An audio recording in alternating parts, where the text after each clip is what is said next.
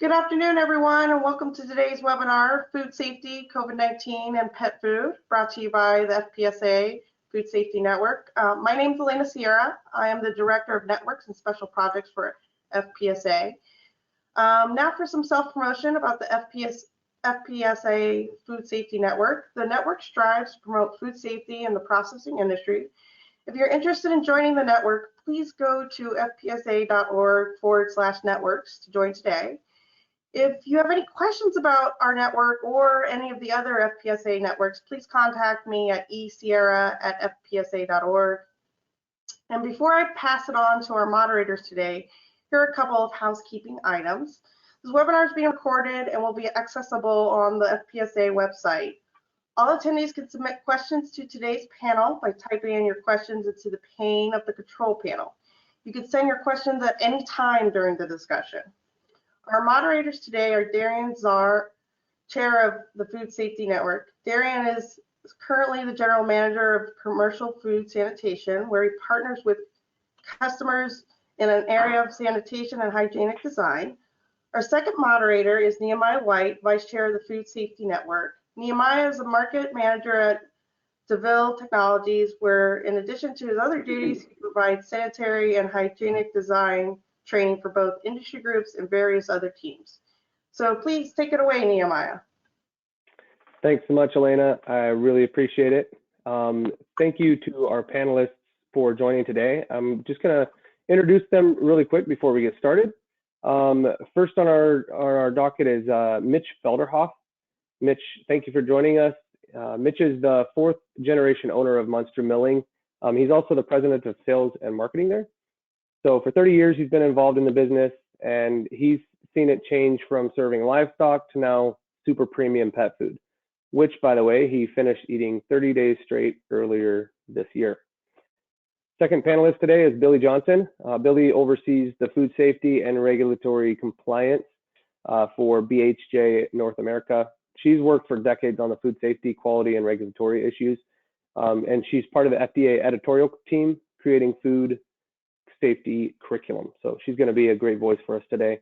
And last but not least, we have Robert Long. Robert has 25 years of food manufacturing experience, specializing over the last 10 years in corporate level sanitation and hygiene program development and execution. Thank you, all three of you, for joining us today.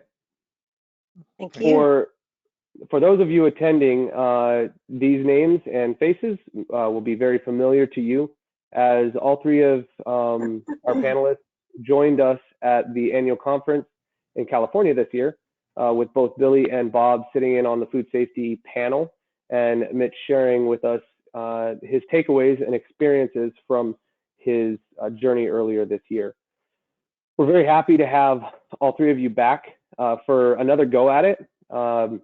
In March, we were right on the cusp of everything changing for the entire industry. Yes. And there was a significant amount of conversation and questions that arose during the food safety panel and during general discussions throughout the conference of what can we expect, what's going to change, especially from a food safety standpoint. And a couple of times, particularly during the food safety panel, it was mentioned by a couple of people, it would be really nice to come back around in 6 months after we've experienced the COVID-related impact and look at how it has realistically impacted the industry. So that's what we're here for today. You three have graciously accepted the invitation to come join us, share your perspective from each of your perspective fields and companies, and we're very excited to get started on that today. So thank you, and we're excited about what we're going to be talking about. Thank you. So Darren, I'd like to kind of kick it over to you, hand it over to you to kind of get us started off on what we want to discuss today. Yeah, fantastic. Thanks, Nehemiah. Good afternoon, everyone. And my thanks also to the panelists for doing this and taking your time out of your day. Appreciate that.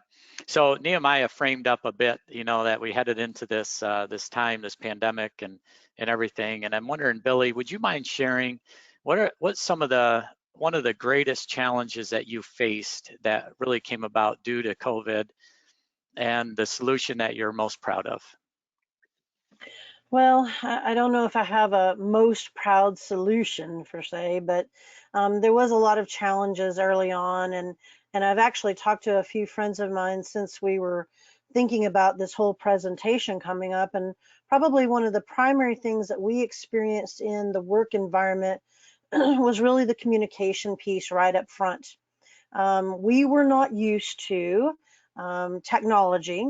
I had guys in the field that had very little understanding. They could use their cell phones, guys, okay, honestly. And so learning Zoom, learning any of the different types of programs, Microsoft Teams, this came as a quick challenge to us.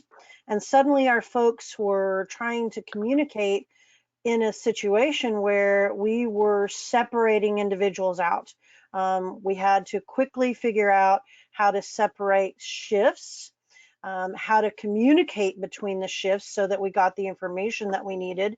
And then more so, as we got into it a little further, we realized that our work environment, our actual equipment, if you will, where inspections were taking place and products were being made, they weren't designed for 6-foot social distancing considerations.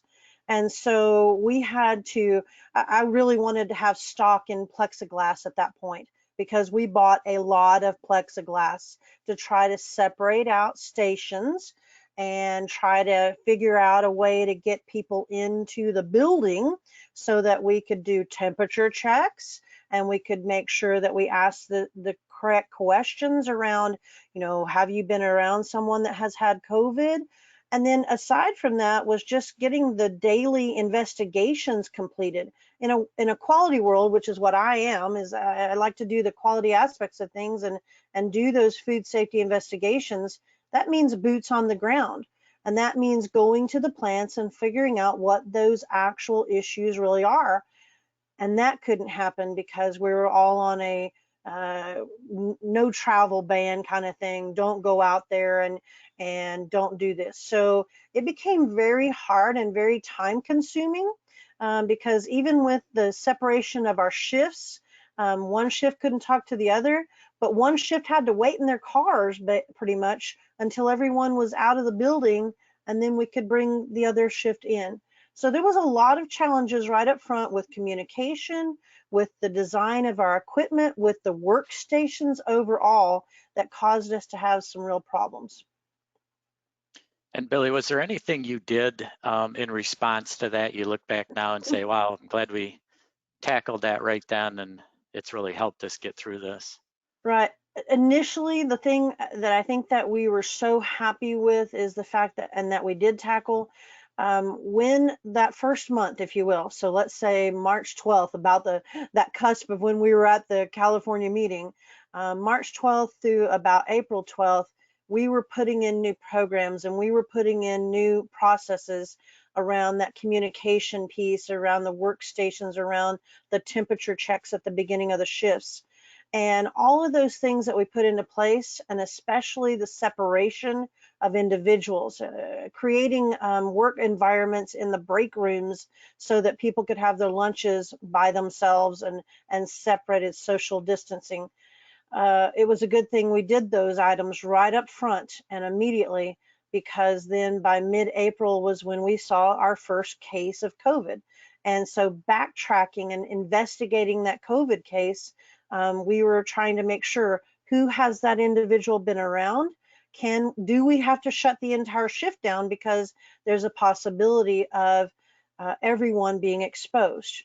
That was the thing that I think was most important to us, is being able to find a way to work through that separation of equipment, separation of workstations, and not have everyone have a potential contamination risk.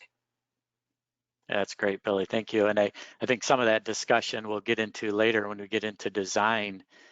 maybe for the future even, and thinking about how to deal with things going Absolutely. forward. So that's Mhm. great. Thank you. Any adds to that from either of the other two panelists?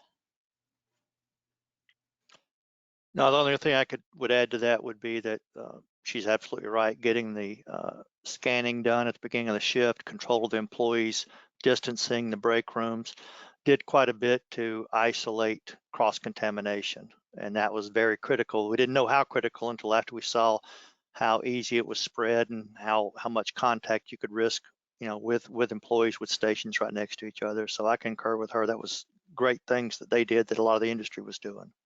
Yeah, that's super, Bob. And it's interesting. We talk about on design about separation from raw and ready to eat, and really keeping things where they belong so they don't spread across, pathogens and across the environment and the plant. And here we are dealing where we are trying to do the same thing with people, and we still, to some extent are struggling with that. So Yeah, thank you absolutely. both for that. Thank you. Yeah, very interesting feedback, Billy, because, when I first thought about this question about, what are some of the challenges, some of the initial ideas were the functional challenges, like what you talked about, the scanning and such. But it seemed like it kind of worked out to be this high-level communication barrier that communication as a foundational part of our workforce and in our interpersonal relationships was what was most affected. And those communication challenges, like it kind of snowballed to Absolutely. impact those other areas. Yeah, absolutely. I'll tell you that, that the first and the individuals I talked to yesterday about this, we talked about the fact that probably that first week of you've been told, and I actually saw an article that Temple Grandin was talking about, immediately you're told that you can't travel, you can't go, you can't do a lecture, you can't do any of these things, and you have to get on Zoom. And for someone that isn't familiar with that, they're struggling at that point. And then a lot of us was able to get on Zoom, and guess what? The network couldn't support all of us that were getting onto Zoom at that point. And so it was a struggle that first week, especially the first couple of weeks, because again, I've got a guy on the call. He calls me up directly and he says, "Yeah, I don't know what Zoom is. You're gonna have to help me." Okay. And so it has been a learning experience. It really has. It's fantastic. Well, I know, Mitch, you shared some of what you guys had done as it relates to that. What I'm really curious about from you is what I was curious about as you were posting during the COVID. You were pretty free with with sharing with your network the expansions that were going on in the midst of the whole shutdown, and which was fascinating because there's so many people that shut down and delayed actual expansions. So I'm curious to have you speak to that and speak to how COVID affected those expansion plans, because as we saw, they continued. But what were some of the adjustments that you had to make on the fly as you continued those expansions? Well, the first thing we did was catch our breath, right? After we kind of figured out what was going on, and we just kind of go through a shock moment of what's next, and then we're kind of all in mode all the time, and we just kind of looked around and said, we can't really worry about everything that's going on in a general sense as far as do we want to expand or not. We do. Like, our goal is to grow, and we had equipment ordered and it was coming, whether you want it or not.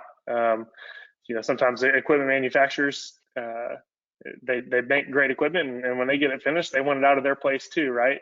And so really that's where my brother had to kind of step in and play a more crucial role as far as organizing how we're going to get everything in, because everyone here has heard, sorry, it's delayed 2 weeks because of COVID, right?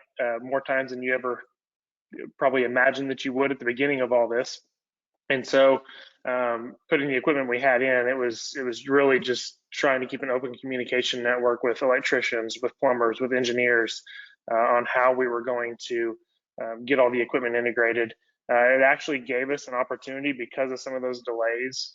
We came in and resurfaced everything in that building before the machine actually got there.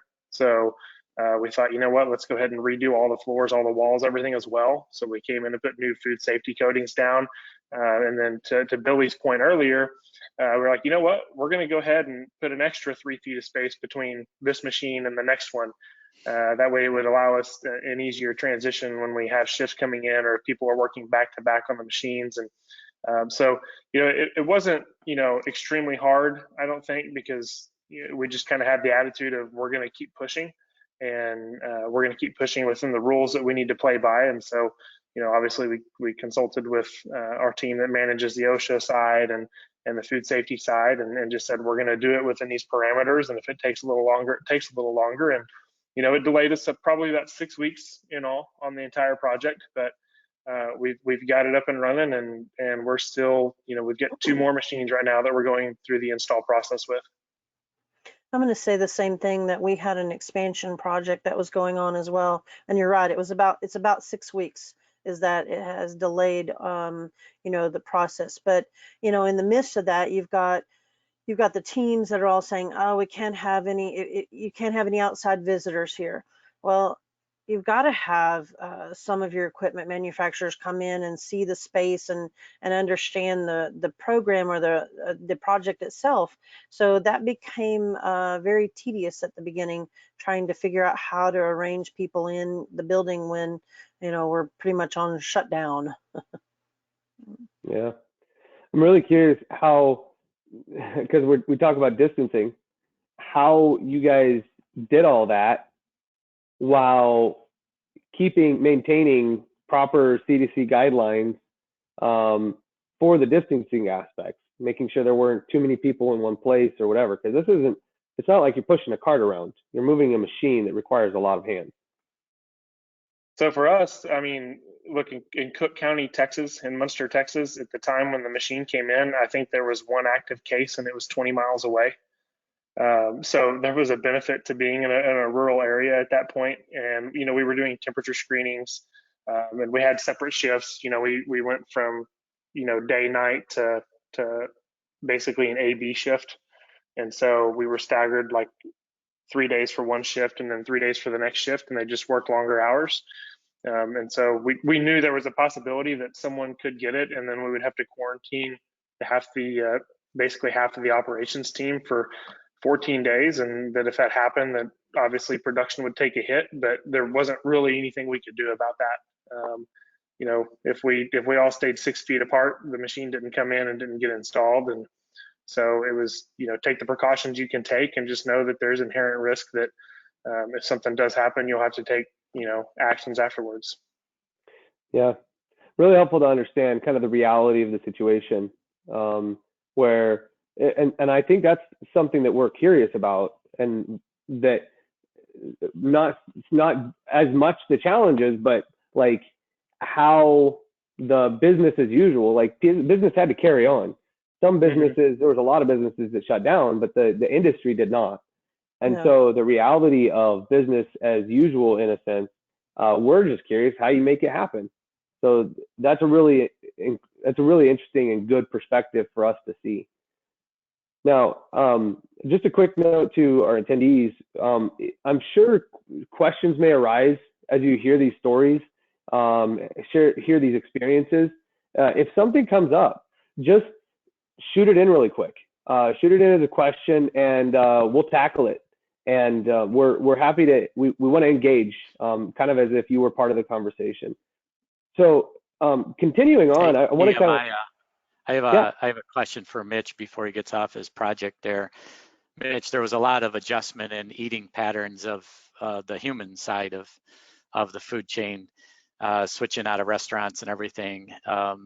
Was there a change in the eating habits of pets? You know, not that we saw really. Okay. Everyone just wanted more. So it was just a matter of trying to make enough. I think, you know, we've seen from some customers where people are targeting more of kind of a mid-range economical food. But then we also see people that are wanting to spend more on the dog because they're at home with it more. I think everyone probably saw that GIF at one point where the dog was hiding on top of the kitchen cabinets at home and said, "We've already had 6 walks today. I don't think I need another one." So I think there's an equal mixture of everything that's somewhat kept it stable. So Thank you. having been in the pet food manufacturing area as well, I still have a lot of conversation with a couple of areas of pet food manufacturing, and so they basically indicated early up that initial demand for pet food was up immediately. Okay, so March, April, and you could go to the stores. I mean, everybody's been there. You went to the stores and bags of dog food were just not on the shelf. Okay, along with the toilet paper, the bags of dog food were gone. Okay, and so it was a demand issue. Okay, being in the supplier port of that, demand also was there. So you've got to have the raw material to make that pet food. And then if you get on back to the slaughter facilities where we were getting our meat product, then that's where COVID was starting to have a problem in those slaughter facilities. And so there were days when our supply of beef material or pork material couldn't come to us because the production level was shut down, or they had too many cases happening and therefore they had to, shut a shift down or something like that. So yeah, we struggled a little bit. But at the same time, it was like you move that demand, you move over, this is my primary supplier, but now I've got to go to a secondary supplier because the demand's still there. Munster Milling needs my product. I need to sell to them, and therefore you got to figure out where you're going to get this. And so there was a lot of work being done from home, I guess, but there was a lot of work being done to help move product where we could, and it had an impact for sure. Yeah. I know what we saw a lot of was more of a shift. The volumes went up, but the volumes from online. So we found out Yes. that our online platform had to be given extra support and critical support, because since nobody was going out, they weren't even going to the store in some cases, or Right. even to the big market pet stores. They were wanting to do the Chewy.com or other type applications and shipments. So we had a shift in prioritizing our resources to try to fill that volume. Yeah, that's great. A quick follow-up question on that response on the demand and the shift. Was there anything you guys had to implement regarding food safety to make sure that wasn't lost as this shift was happening? Yeah, so from our end, yes, as a matter of fact. So we talk about I'm going to call it the catch-22 scenario here. You've got an inspection belt where you can't have but about one person up there because it would not allow it to have too many people in one area unless you put in some plexi, which we ended up doing, putting some plexi guards around so that we could have more than one inspector. At the same time, you've got some slaughter facilities that now, in order to continue to run, they've got 700 cases of COVID going on in their plant. And now they've hired a few people in that don't necessarily know the food safety components. And they're of the opinion, oh, it's just pet food, which I hate. And they basically come in and they start sending all the pieces and parts over, and it has foreign materials in it, let's say. Okay, I will tell you that probably our biggest combatant during that time frame was really watching for foreign material, because our supply wasn't as guaranteed, if you will, as it had been before. Okay, and when we went back to the Cargills or the whoever's of the world that were supplying to us, they said, oh yeah, it's because we have temporary workforce. Okay, so they knew that they had some components there because of the COVID issues, and so everything had to be stepped up. Okay, so normal food safety programs that you had in place before, you had to re-emphasize and reiterate and put more people on. Okay, so here's that inspection belt, and I've got one inspector usually, and we had 2 or 3 that we had to put up there. And that's why you again had to have that plexiglass separation barrier. and realize at that point that your equipment is not manufactured for such an item. Okay. Mm. Thank That's you. fascinating. You know, that's a very interesting play on the shift. That it sounds like as a result of the additional, well, as a result of the confusion surrounding the effects, there some suppliers tended to take kind of give a little bit of leeway on their standard safety guidelines. So that in a sense answers one of the questions that I had for you, Billy, which I'm actually curious, Bob, for you to tune in on this as well, on you know, something that you saw play out as some negative experience or event that played out that others should watch out for.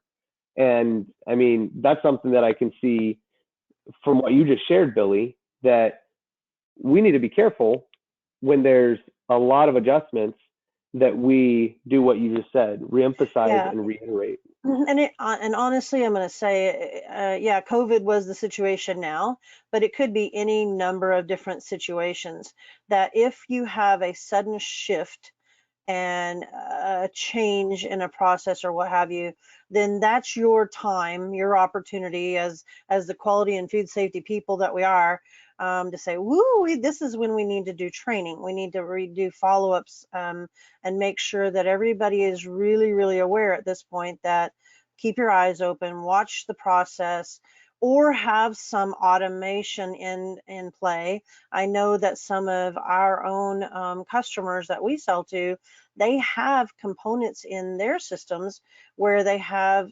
separators or, you know, different kinds of things where every single load that they get in, they send it through a separation technique where they're looking for foreign material. So, you know, you have to be careful of these shifts in change and what have you, so that we make sure that, you know, we don't lose sight of the prize, which is we want to make good quality product, whether we're the supplier or whether we're the pet food manufacturer. We want to make sure that our consumers, our end consumers, are not going to get the bum rap for this. So there was a lot of rebuilding, if you will, or I don't know, I won't call it rebuilding, if it was just a kind of a reiteration of, this is why we do what we do, guys. Okay. Reiterate and reemphasize. Bob, was Yes. there anything specific that you saw that played out during all these shifts that that our listeners should avoid, and specific ways they can do so? Well, one of the things that we found the hard way wasn't so much about our raw materials, as far as making the product, but the things we needed for PPE and the extra cleaning and chemicals and sanitizers and alcohol-based sanitizers and masks and wipes. A lot of those type durable good type materials that you need to function in the background for keeping the extra cleaning, the extra sanitizing, because we were going through and doing extra sanitizing of every hour on the hour. And we found out that we had moved to contracts with just major suppliers, because of course when you do that, then you get the you know, the tier target kickbacks and stuff if you meet the purchase levels. But then they were out of everything. Yes. Then all of our individual sites had to go back and work relationships with local vendors again, and thankfully a lot of the local vendors were willing to, you know, work with that on us, so that we could find alternative sources. So we spent quite a bit of time trying to identify second and third and fourth level sources to get those type of materials that you're going to be using just to keep the plant itself meeting the standard with the risk.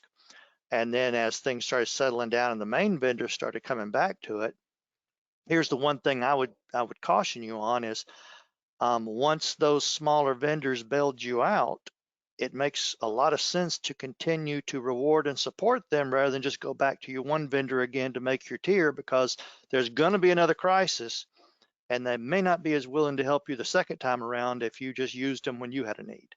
You know, it's so important. It always goes back to, it's a small industry, and you know, you live or die by your relationships and your reputation, both in the food world for food safety and in how you staff and manage your business. So it's a matter, I think one of the key learnings we had was, you've got to continue to develop those local relationships at the site level, because once you're isolated, you may be on an island. You may not be able to get something from corporate or some other sister plant because of a restriction. And those local relationships you have can make or break your ability to continue to function. That's one of the things I saw. I can add to that as well.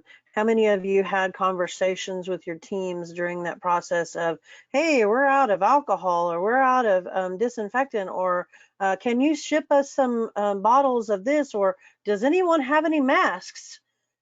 Numerous conversations of that, okay, where we were looking for gloves, we're looking for masks, we're looking for disinfectant, and we're constantly sharing between sister plants at that point because our source has run dry. There was a point there where, hand sanitizer, even the bulk levels that we needed at our facilities could not be obtained. Okay. And so we were looking at any sources at that point to get the materials that we needed. Okay. Yeah, Billy, I think all those conversations just happened just in our own house. So yes, I think so too. All right. Hey, Mitch, you talked about, your expansion and how you guys kind of, you kept going. I mean, some of it may have felt kind of pushed because of where it was in the stage, but I got to believe it also gave you some focus. Beyond that, was there other high-level strategies that really kept you and your team focused during this time when it's easy to get staring at the black hole versus looking forward, so much? Yeah, I mean, for us, it was kind of restructuring everyone's scorecard. So every department in our organization runs on a scorecard, and we just kind of had to go realign what everyone's focus and what their goals were, so that we knew what success looked like. And so before, it was how many tons per hour can we produce and how many tons per day can we produce, and then it shifted over to what percentage of order fill rate can we hit, and what is our on time markers on that, and are we getting them all shipped out in time. From a production standpoint, and from sales, as opposed to how many visits and cold calls can you make, it was, okay, how many Zooms are you having? How many phone calls are you making? How many quotes are you sending?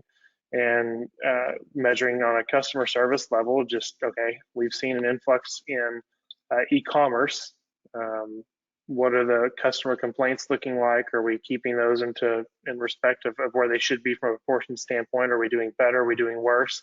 And then just really going through and every single day monitoring that, because with segregating off the workforce the way we had to, at our facility, we've got like 6 locations for a small company, which is pretty spread out. It worked to our favor, but we really had to stay on top of what is, the 3 things we want everybody doing.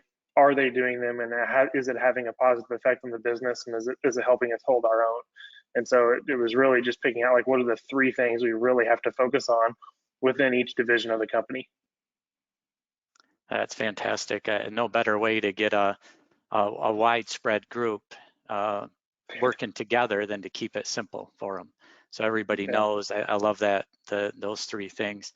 Maybe as a follow-up to that, we got a question in about, you implemented some steps, and I'll ask you first, Mitch, and then go back to Billy on this, because you had mentioned the plexiglass. But you implemented steps that needed to be taken during the pandemic. And while we're not out of the pandemic yet, do you feel, initially, I got to believe it hurt some production levels. And so do you feel like you've gotten back up to where you were before, or has the, what you've put in still continued to kind of dog you a little bit? No pun intended on a pet food. Yeah, we're pretty close. I would say we're probably like at 80% of the efficiency that we were beforehand, because we're still keeping everyone separated from a shift level, and we're not allowing any overlap. And we still have I was at my cousin's house this weekend, and his girlfriend's uncle tested positive, and I think she dipped salsa out of the same bowl that I did, type deal. And so we still have to kind of allocate for, at any point, 5 to 10% of our employees could have to stay home for 4 or 5 days while they get tested.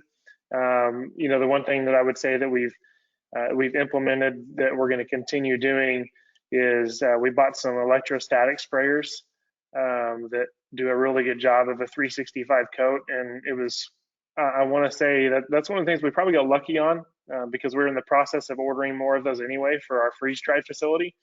And when we saw the news break, we needed 1 or 2 more anyway. Well, we went on ahead and ordered 8 of them, and literally I think 2 days later they were on back order, and they probably still haven't shipped to a lot of people. So that's something that we're wearing those things out. They've been great. It's fantastic. Billy, anything to add on that, on the efficiency Yeah, side? I'm going to agree with Mitch, especially is that yes, we had some initial hits right off.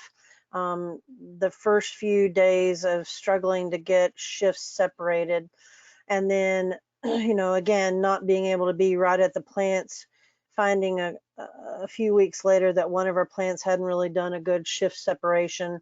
And then there was the potential that someone had been exposed to COVID, and now we have an entire shift potential that would then shut us completely on that shift down. So yeah, we had some struggles right at the beginning, and it caused some efficiency diminishing. We're back up, yes, absolutely, but not 100%. I can guarantee you, because yes, 3 shifts are completely separated. There's something to be said about how one works a shifts protocol to keep it working and running as smoothly as it does normally when everybody can fluctuate in and out. And then the other part of that too, just like Mitch said, is that there were things that we were really lucky that we ordered when we did. Okay, so some of our sanitizing equipment and things like that, we had ordered, and I don't know if it's just luck or what, but we had ordered just prior to, and then being able to use that and get that in place quickly when by the next day everything was back ordered. The same scenario kind of thing. The one thing I think that our team, we looked significantly at doing, immediately you're putting together an open door situation where everyone has to be temperature checked. That caused some downtime as well, because we just didn't have a fast, ready way to do that. And then the thermometers that we got, we didn't like to begin with. They weren't very efficient or weren't very effective, and we couldn't guarantee. And we looked into the thermal sensing devices. And since that time, about a month ago, I've actually had a designer show me this, what I'm going to call the ideal state of a design where you have the front entry where people are going in one way and out another, and what have you. I'm dealing with plants that are 25 to 50 years old, and they're not designed like that. Okay, there's a door that everybody was going in and out, and that was it. And so we had to do some immediate redesign right off the bat to try to rectify that and figure out a partition, if you will, so that we could get people in and out without coming in contact with each other. And so as some of our facilities are, I hate to say it, don't have the wonderfully brand new facility like Mitch might have, but we're dealing with some older facilities, and so that design idea to get everyone 6 foot apart or getting people in the door even, that took some doing at the beginning, and that hit us on efficiency because we could not run as we were dealing with the understanding of how to get people in the door. So. Sure. Yep. Yeah, I know. Mitch, you just mentioned, you had mentioned, well, something that I've seen in response to that is the automation that's part of entry into plants. Yes. And I've experienced this myself. It's kind of like that weird, the weird you're always being watched thing, where you walk in the door and somehow they're able to take your body temperature while you're walking through the door, and they know that it was you who had that body temperature. I've priced out I've priced out that particular scenario right now, and it's a really cool system, as a matter of fact. A little expensive, And, you know, there's some ideas around, well, how long is this going to last? Maybe it's a temporary. As we've gone into it now and we realize that it's not just temporary, yeah, we've got some guys going, yeah, I think we better think about that a little harder now, because it is it eliminates a couple of bodies that I have out there doing temperature checks right now. Okay. And so it does, it's computerized. It'll monitor and has facial recognition and what have you. And the demonstration that I had received was actually a really neat system that I think, as we think long term, it may well be something long term. In April and May, everybody's like, oh, this isn't going to last that long.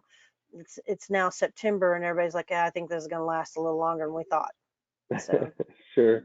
Yeah. And you may have to find a way to tie in their check-in and check-out on Kronos, because a lot of sites for the hourlies use like a Kronos keypad. Well, yes, you don't exactly. want everybody touching the same keypad or backed up at the time clock. So Yep.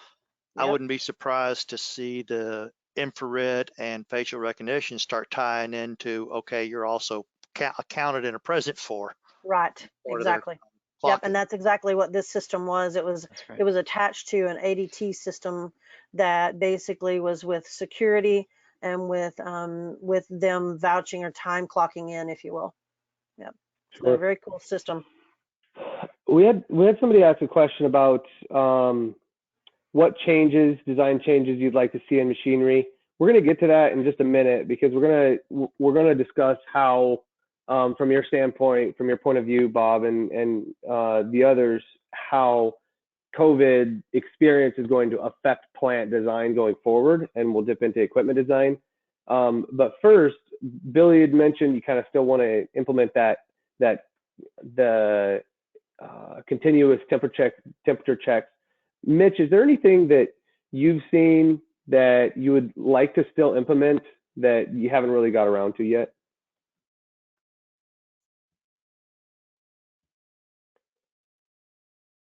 On our end, it's just continuing to expand our team and finding quality people to help us on the safety and QA team.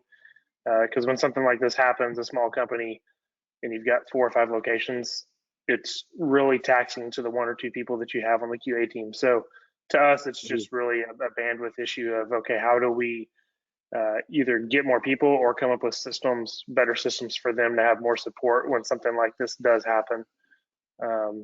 And you know, one of the things that we did that I think may have helped them a little bit was just really watching the American companies that have operations overseas.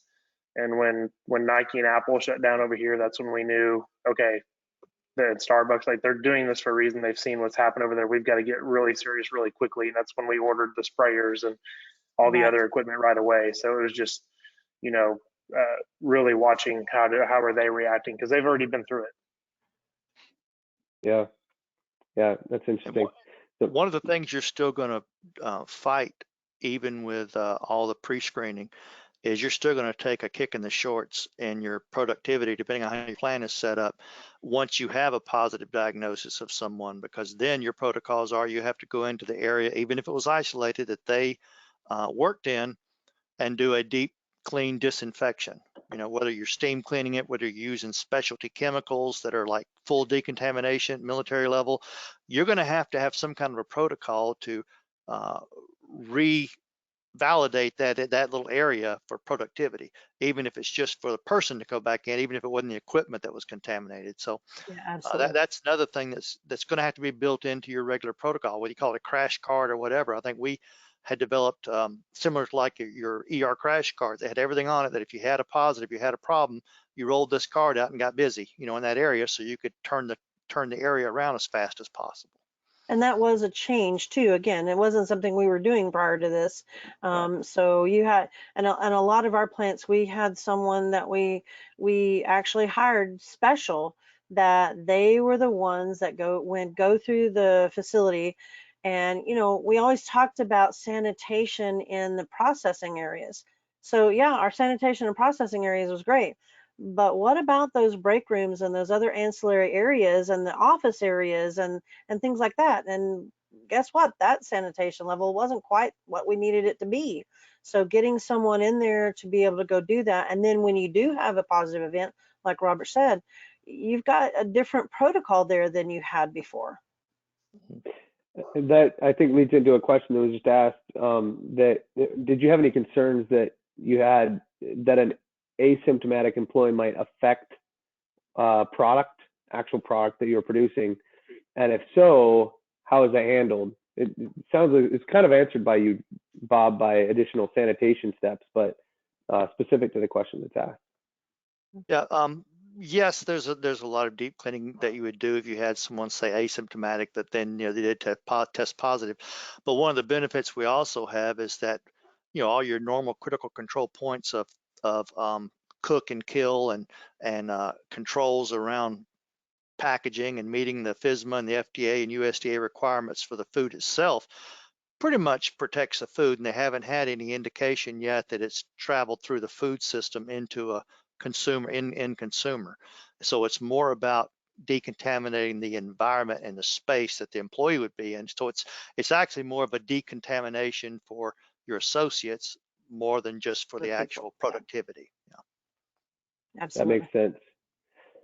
Well, that's, it's interesting the direction a lot of these topics go, because you'd expect them to go one way, but the reality on the ground is a different iteration of that. So that's really helpful to get that perspective. Now, to kind of get down to some of the grassroots stuff and the specific production aspects of what you guys are doing, Bob, how do you expect, and I'm going to pose this in two ways, so maybe you can answer a question, and maybe you can answer two questions at the same time. The question that was posed is, are there equipment design changes or machine capabilities you'd like to see incorporated into your processing equipment? So there's the question. Let's zoom out on a plant level, on a plant design level, and say, you've got your wish list here. How do you see COVID, the steps implemented during COVID, affecting plant design going forward? Okay, I think where before we were already pretty good experts at raw and ready to eat and designing plants with zone controls based on product risk, we're probably going to get a little more granular on people risk zone controls. For example, your quality tech's not going to be going from end to end doing inspections. You're going to have to zone out those responsibilities. From a design on equipment, as Mitch had said, you're going to space them an extra few feet apart if you can, so you can keep the distancing between the equipment. And if you have a contamination on one line, it doesn't shut them both down, for example. And it'll also help in cleaning them. So while a drawback is that it took more foot space for you to spread the machines out, you might find that you can now run one line while you clean another line, because you've got enough space between them now to effectively zone clean at the same time. So there's benefits you're going to have to try to build into it, because as it costs you money to do some of these changes, look at what benefit you can get from it. Well, before I wouldn't have spent the money to separate my lines that far. Now that I did, well, now let's take a benefit of that and change protocols. From a design standpoint, I think the operator controls, I think we talk about plexiglass and designing things where people are isolated. I think you're going to look even further at, self-cleaning, more antimicrobial type surfaces, maybe something we start looking at. Will they look at developing an antimicrobial coating for stainless? Heck if I know, but that, if somebody did, they'd make a small mint, so it's an idea out there. You're going to look at where a company will typically use labor, because it's more cost effective to hand pack pallets at the end of the line than the initial investment for robotics. However, now you got the COVID risk that could shut the whole end of your line down. I bet we see more robotic and more palletizing automated put in. You might have more automated blending and unpalletizing and staging of your materials up front.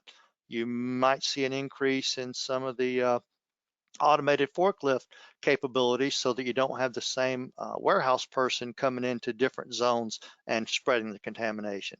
You might see more spaced warehouse double-doored areas where one guy brings it in, stages it in a staging area, and then somebody from the packing area goes into the staging area and gets his materials and takes them out, so they never cross paths with their forklifts. They already do a lot of that for allergen controls. So we're going to probably take the understanding and the knowledge and the expertise we've already used for controlling product risk and just expand it to a more granular level for the people risk. I also think that one of the bigger challenges is going to be, now that they've proven that there's risk in the potential airborne contamination of this going around, there's still some different back and forth studies. We're going to have to start looking at our HVAC and airflow systems. And, you know, we're already pretty good at HEPA filtering and MERV and doing different UV lighting, but that was to make sure you didn't have risk of salmonellas or molds or yeast. Now we're going to have to figure out from a virus level, what kind of filtering do we need? Do we need to do even more further segregation? So a positive flow area of the plant has separate positive flow areas from one room to the other so they don't push into one another. There's going to be more thoughts around that. There was in a lot of the cheese companies, which is not pet food, but one of the learnings was they had these rooms you walk through. It was an air blow tunnel that blew off any dust and hair off of you, because that used to be a consumer complaint concern that could wind up on your cheese. So they had these tunnels you went through that after you sanitized hands and feet and boots, you went through and it blew off all of your dedicated clothing. Now, maybe blowing something around may not be good. There may be some sort of misting station tunnel we may have to all start going through. I don't know. I'm just saying that these are different things that I firmly believe are going to start being incorporated in. And overall, we're going to see more of that isolation technique and preventive controls put around people like we have around product.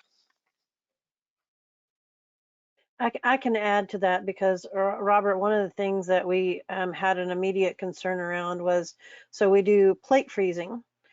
And so as we bring that product into the building and do any kind of grinding, then it gets pumped over to the plate freezers. And typically in most operations, we would have at least 6 individuals that once the plates are frozen, they're the ones that would unblock them and hand stack that product. You can't separate them. You can't put up plexiglass. You can't do anything there. Okay. So immediately we're trying to figure out, what do we do? Okay. And so one of our facilities actually has a robotic plate lifting device, if you will, and it basically puts the plates over on the pallet. I think there was an immediate assessment there that, wow, that robotic machine may well be worth it at our other locations, because there's no way to separate 6 guys out the end of a plate freezer to unstack and block or what have you the plate frozen product. So that was a real concern, is that if we had one person that became positive, you're going to have to send all 6 of those guys out, if not more, for quarantine at that point. And now who's going to do the plate stacking? So more automation, not necessarily because you're trying to eliminate roles, but because you're trying to protect people, actually. Yeah, absolutely. Yeah. Yeah, Bob, you went through a long list of things that are definitely under consideration, and that's fantastic. I think back to a basic idea that hygienic design is at kind of the core of food safety, and the fact that hygienic design allows less labor in many cases is very powerful. And so I think a lot of the things you drew out were things that aren't new necessarily ideas, but they're being pushed or we're being forced to make decisions in those areas now. And I think some of those core things need to be revisited even stronger as we go forward. Yeah, we're used to, we said, okay, I can throw enough labor at it to clean it. I'll do the tear down. So I won't redesign it and spend the money on the hygienic design up front. Well, now if your labor force is your whole risk, you're going to start figuring out how to make it more effective, how to make it a cleaner design, how to make it easier to pull apart, clean, and put back together. Because now you're controlling your labor costs, not because you're worried about paying people, it's because you're worried about not being able to field enough people to do the cleaning in a tight area. So the more hygienic design, the less it takes for someone to take it apart and take care of it. Yeah. So I think you're absolutely right. There's a lot of redesign thinking that's not about saving, reducing jobs. It's more about protecting the people as much as the product now. That's interesting that this was a major topic of conversation obviously at the food safety panel seminar, that how do we design equipment to increase the food safety based off of microbial levels and so on. But what we're seeing now is how do we design the equipment, whether through automation or its actual physical design, and the plant, that now we're not as much focused on the food safety. We still are, and to Billy's point earlier, we need to make sure to, what did she say, reemphasize and reiterate. Now we're focusing on, it sounds like, a people safety from a health standpoint, not even a physical safety, but from a microbiological health safety side. So this is great stuff. I think this is fantastic perspective for our membership to understand, and for those of you who are not on our membership, I mean, this is the kind of stuff that this is the kind of feedback and information that we get from our panelists and the producer members who contribute to these conversations. So we appreciate you guys joining. We're about 5 minutes out from the end of our webinar. I'm going to throw one last question out there, and if you can make it like a one topic answer.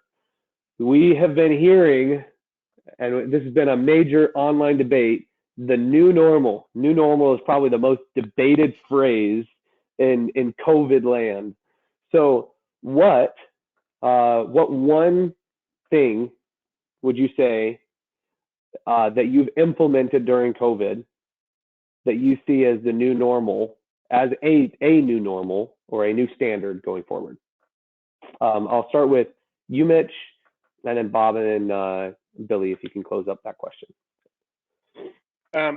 Ours is going to be doing the electrostatic spray throughout the offices, break rooms, and every area that we have people in, just to know that we're hitting the clean reset button as soon as we go in there and spray it.